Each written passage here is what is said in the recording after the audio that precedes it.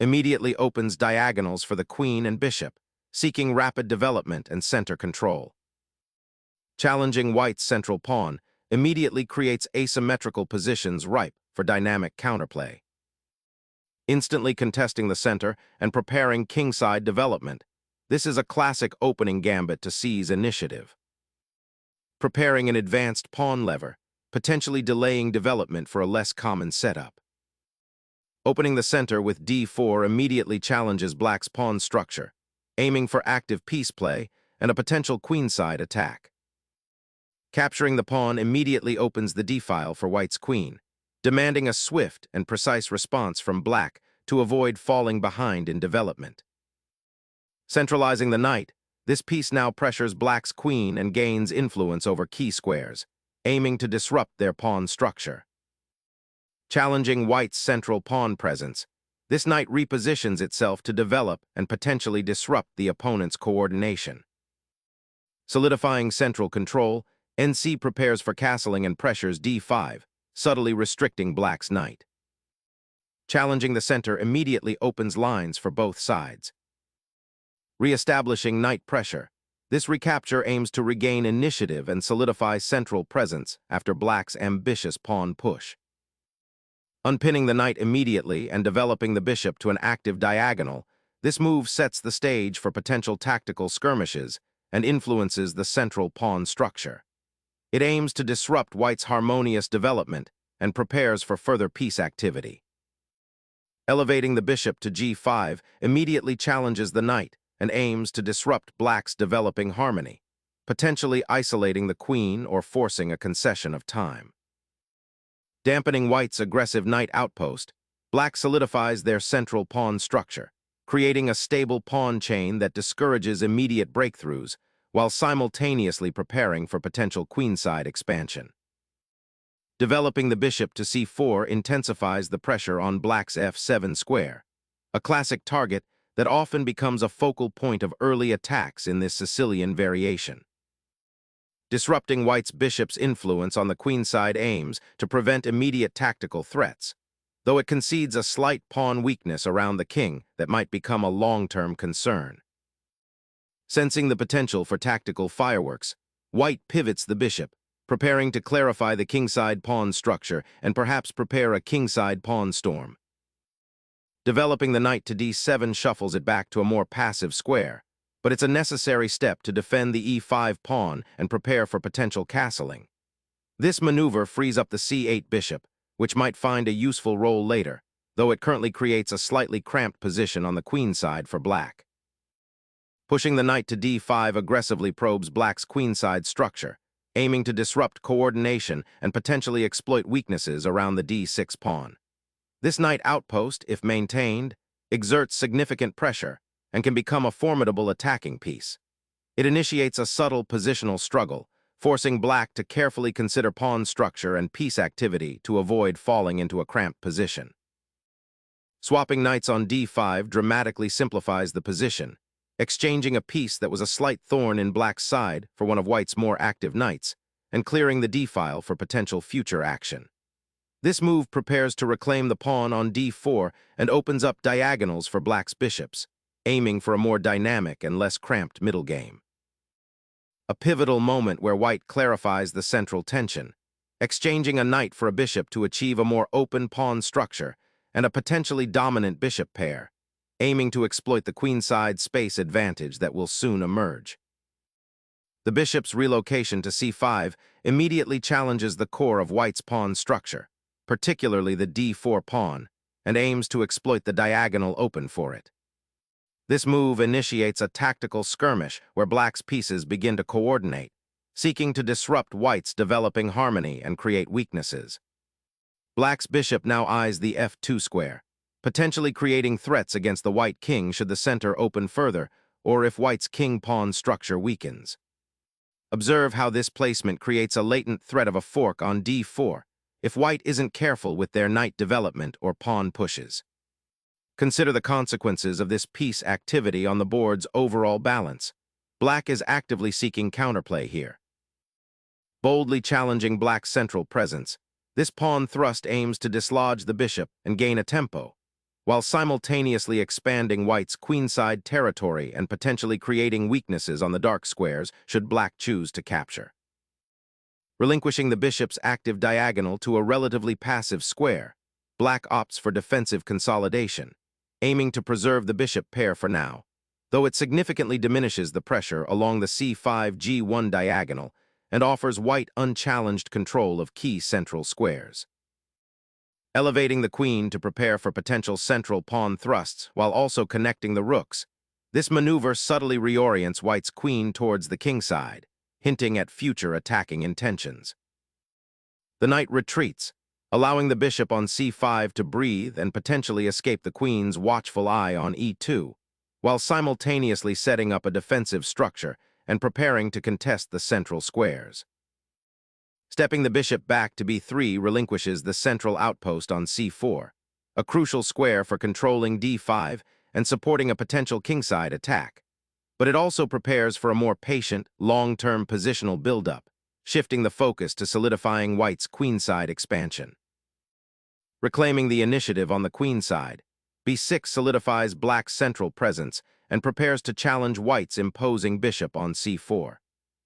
The strategic nuance here lies in black's decision to activate their bishop to a square where it exerts pressure on white's kingside majority while also potentially supporting a future d5 advance, aiming to dismantle white's central pawn structure. This is not merely a passive defensive maneuver, but a proactive bid for counterplay, seeking to reroute black's forces and create new attacking avenues. Consider the positional implications. By placing the bishop here, black discourages white from immediately advancing the queenside pawns further and subtly puts a question to the bishop on c4. This also clears the d8 square for potential knight maneuvers. Casting the king to safety immediately addresses a fundamental strategic priority, preventing any lingering tactical threats against the monarch and preparing for the consolidation of white's central presence. Black establishes a well-protected connection between the queen and the knight on f6, preparing to contest the central files and potentially expand on the kingside. Shifting the bishop to b3 opens up the e2 queen's diagonal and prepares to contest the central dark squares, a subtle but potent positional maneuver. Shedding the bishop for an exchange of pieces simplifies the position, inviting a more tactical phase of the game where coordinated minor pieces will be paramount, and the long-term stability of your king takes on immediate importance.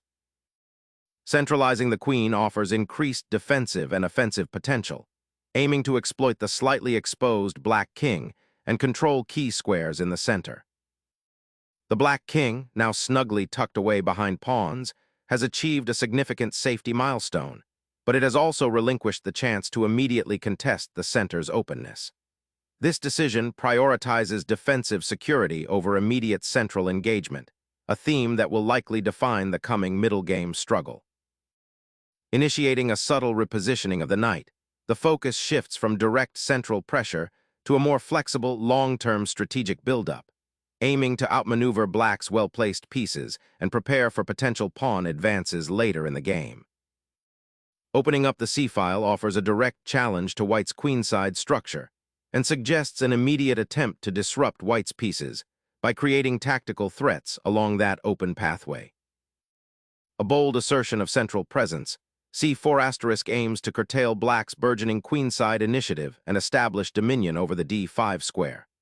White seeks to clamp down on the queenside, preventing any easy expansion for black's pieces and simultaneously preparing to potentially advance the pawn further, aiming for a more commanding space advantage and restricting black's maneuverability. This move reshapes the pawn structure, creating dynamic possibilities and forcing black to reevaluate their developing plans.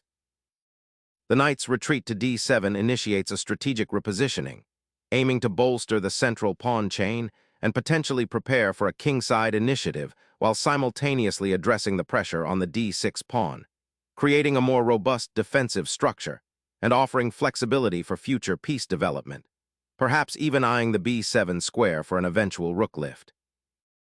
Establishing a robust presence on the c-file, this rook maneuver aims to contest central control and prepare for potential pawn advances or piece activity on that crucial corridor. Probing the queenside with a pawn advance often seeks to disrupt the opponent's pawn structure and open lines, but here it feels a bit premature given white's solid central presence and king safety. Black is sacrificing the potential for a kingside attack, hoping to create imbalances on the other flank while their own monarch remains somewhat exposed. Opening up the queenside for potential counterplay, white aims to create space for their rook and bishop while challenging black's central pawn push. This decision reflects a willingness to engage on the flank, potentially leading to dynamic pawn exchanges and a battle for control of open lines. The move simultaneously prepares for a pawn break with b5, seeking to disrupt black's harmonious piece placement. Initiating a pawn break on the queenside, this exchange seizes the open c-file, promising active piece play for black.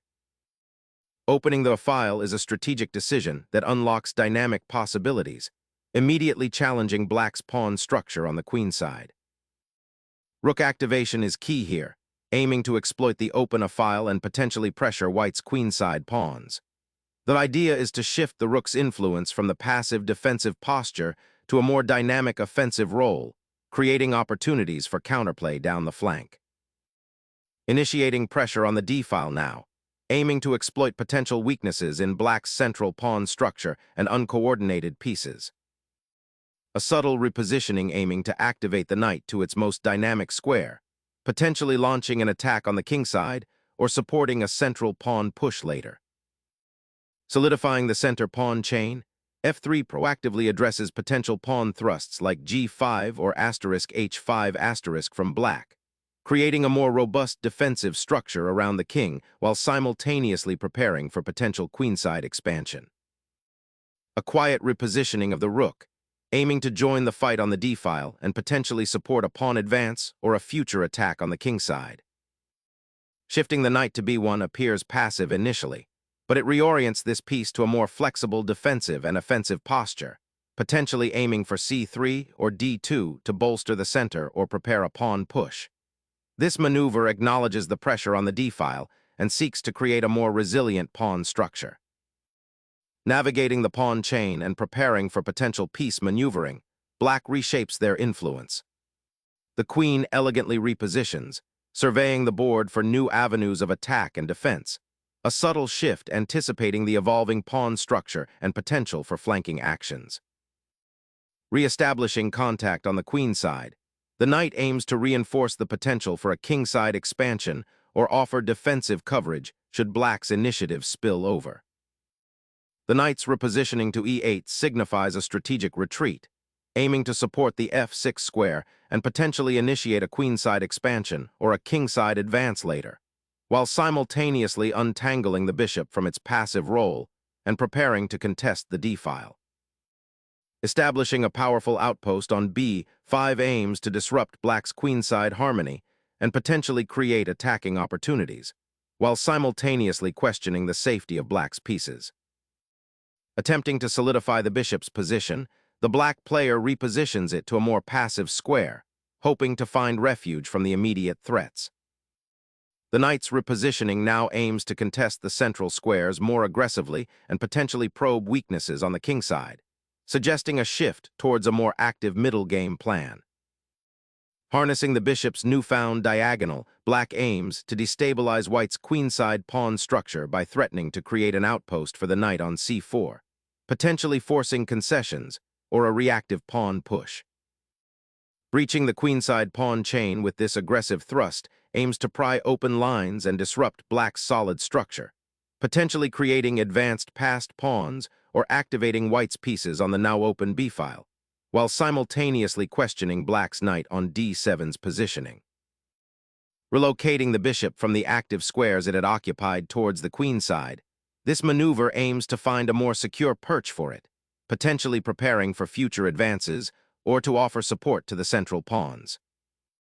Cracking open the center with the c-pawn injects immediate dynamism, aiming to shatter black's central pawn structure and activate white's pieces. The bishop's retreat to e6 is a logical repositioning, aiming to challenge the control of the d5 square and prevent white from establishing a dominant knight outpost there, while simultaneously preparing for potential pawn pushes or piece activity on the queenside. Unlocking the c-file tension is the primary goal here, creating a direct confrontation for control. This exchange simplifies the center, aiming to exploit the potential weakness created on the queen side by black's pawn structure. White sacrifices immediate development for long-term pressure along the open file. Opening the f-file, black initiates a complex structural alteration, a double-edged sword that creates immediate defensive concerns for the king while potentially activating the rook. Unlocking the c-file with such force opens a direct assault against black's monarch, creating immediate disquiet. Rethinking the pawn storm's impetus, black redirects energy towards consolidating the queen side's nascent pressure, aiming to re-establish an active role for the rooks on the open d-file and potentially exploit the d6 pawn's new vulnerability. A daring pawn sacrifice to unlock the c-file and exploit weaknesses on black's queen side. This audacious gambit by white, pushing the c-pawn to capture the bishop, is a calculated risk designed to disrupt black's comfortable setup. The immediate consequence is the opening of a critical file, potentially leading to a decisive invasion of black's position. White is banking on the initiative gained by forcing black's response and the subsequent pressure that can be applied. It's a shift in the game's dynamic, moving away from positional maneuvering towards sharp, forcing play. Black must be incredibly careful here, as a misstep could lead to a rapid collapse under the onslaught that white is clearly preparing. The king's safety of both sides could become a significant factor very soon. The queen's relocation to the queen side immediately grabs control of the open c-file, aiming to disrupt white's pawn structure and pressure the now isolated a3 pawn. It's a bold assertion of queenside counterplay. The queen repositions to a more active square, eyeing potential attacking avenues on the king side and reinforcing the central pawn structure's stability. Shifting the rook to the 5th rank aggressively challenges white's control of the central files and aims to stir up complications around the d2 pawn, potentially opening lines for black's remaining pieces.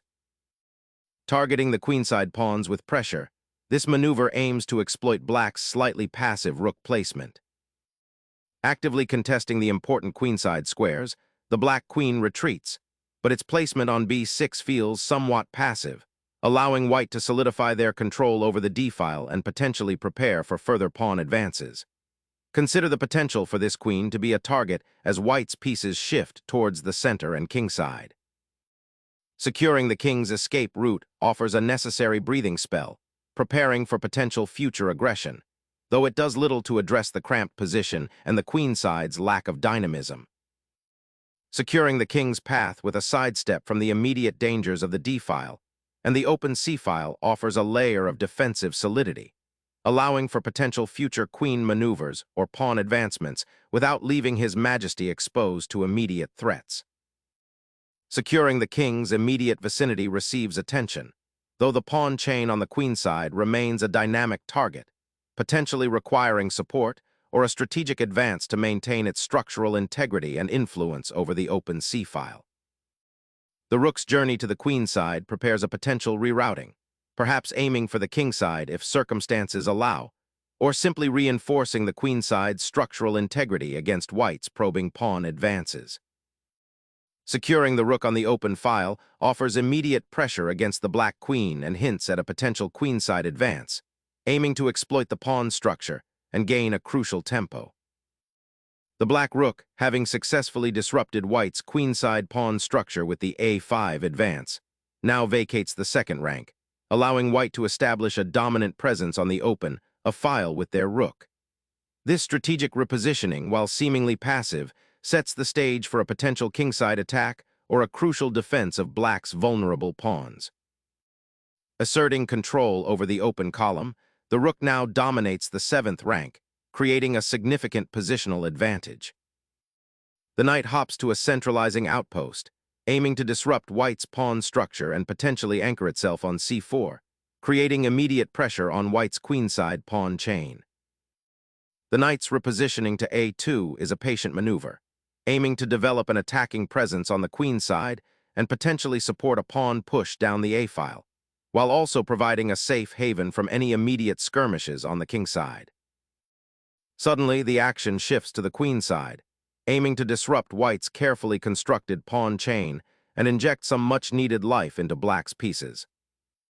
This particular advance of the rook aims to consolidate white's control over the third rank, simultaneously reinforcing the newly gained territory on the queen side while preparing for potential future skirmishes on the file should black decide to contest it, offering a flexible repositioning option to either the fourth or even fifth rank if circumstances permit. The knight now vacates the c7 square, creating a crucial path for the rook to potentially infiltrate white's territory via the file or even pressure the c-file. Preparing to shift the king to a safer square away from the active rook now that the queens are off the board. The king's repositioning to h8 aims to tuck it away from the now open h-file, a prudent defensive adjustment given white's rook on a1 and the potential for future infiltration, though it also slightly reduces its mobility for counterplay. Pivoting the rook to the b-file establishes a crucial defensive anchor, bolstering the pawn chain against potential incursions from black's knight and rook, while simultaneously preparing to contest the crucial open file should a clear opportunity arise later. The king cautiously retreats, reinforcing its defensive perimeter, though the rook now finds itself somewhat isolated on the fourth rank, awaiting a more auspicious moment to contribute to the battle. Refocusing the queen to this central square prepares for a potential pawn push on the queen side, or offers support to the knight as it repositions, aiming to create threats or consolidate the position. A bold repositioning of the knight, aiming to create threats on the queen side and perhaps find a new outpost beyond the immediate pawn storm. Reasserting queenside influence, this maneuver aims to disrupt black's carefully constructed defensive web and potentially exploit any lingering weaknesses after the rook exchange. Relocating the queen to d8 offers a crucial defensive repositioning, shielding the king from any immediate threats and preparing to potentially reinforce the central pawn structure or even to escape if the queen side becomes too dangerous. This redeployment of the rook to the sixth rank immediately pressurizes the black queen and pawn structure, aiming to exploit potential weaknesses on the queen side and disrupt black's defensive coordination. A desperate attempt to reroute the knight to a more active square, but the current placement on the queen side doesn't offer much defense or attacking potential against white's centralized pieces and encroaching pawns. Controlling the crucial open file with this rook now puts immense pressure on black's position, aiming to exploit the slight weakness around the king and potentially disrupt black's coordination. Shifting the queen to a more active position on d7 allows for potential coordination with the rook on c4, aiming to contest the open c-file or even prepare a maneuver to the king side. Shifting the knight to this square aims to improve its defensive coverage and potentially prepare for a kingside regrouping or a repositioning to the crucial e4 square, eyeing the black king's immediate vicinity. Seizing the open file on the queen side opens up aggressive lines, aiming to disrupt white's pawn structure and create dynamic counterplay. Seizing the central knight opens a vital line for the queen, aiming to exploit the isolated pawn and potentially force exchanges that favor white's queenside majority. Exchanging the knight on d4 opens up white's rook on the file and could lead to a decisive pawn push down the queenside if black doesn't react precisely. Securing the vital light squares and establishing dominance along the b-file now becomes the primary objective, a strategic pivot to exploit the newly opened avenues for your rook. The central pawn advance aims to disrupt white's coordination and create counterplay on the kingside, forcing a reevaluation of the pawn structure's integrity. Unleashing the queen to eye the weakened kingside pawn structure offers a dynamic shift, potentially forcing concessions or creating tactical opportunities against the exposed black monarch. Introducing a knight to the forefront, the attacker seeks to disrupt white's harmonious pawn structure and potentially launch a swift assault on the kingside, aiming to exploit the open diagonals for its lances. Opening up that queen to the third rank offers a tantalizing prospect of attacking the weak pawn structure on the queen side, while simultaneously eyeing the distant king side. Gaining a foothold in the center with the queen offers a potential avenue to disrupt white's centralized pieces and possibly prepare a pawn push for a clearer path forward.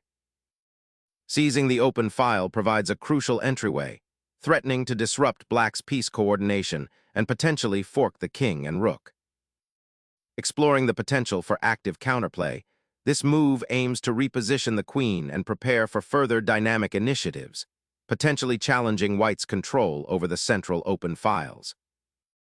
Unleashing a decisive royal assault, white initiates a forced sequence that aims to sever the black king from its defenders and exploit the overloaded position on the queen side. A desperate attempt to shuffle the king away from the searing heat of the open lines, though the king's safety is now a lost cause. Unleashing a devastating check, this thrust aims to exploit the exposed black monarch, potentially forcing a decisive material gain or a swift checkmate by clearing the path for other pieces. A moment of reckoning arrives as the black monarch, now exposed on the king side, contemplates his next defensive maneuver amidst white's relentless pawn storm.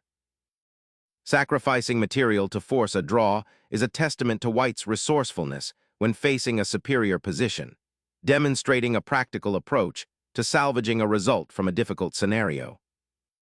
A desperate attempt to shuffle the king into a slightly less exposed square as the perpetual check threat looms. Opening the rook to the 7th rank presents a potent new threat, aiming to exploit the weakened structure around the black king and potentially create mating opportunities or force a desperate defensive concession.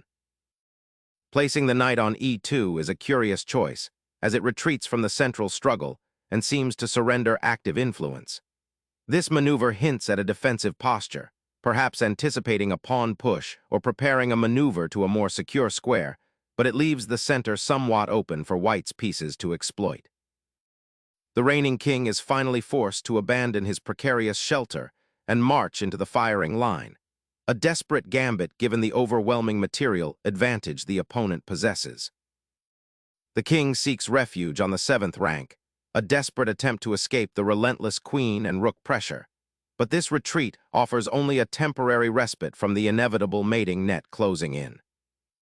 Unleashing a pawn storm on the king side can either create a devastating attack or leave the monarch exposed. This advance signals a bold attempt to crack open the defenses and activate attacking pieces. A desperate attempt to inject some life into a deteriorating position.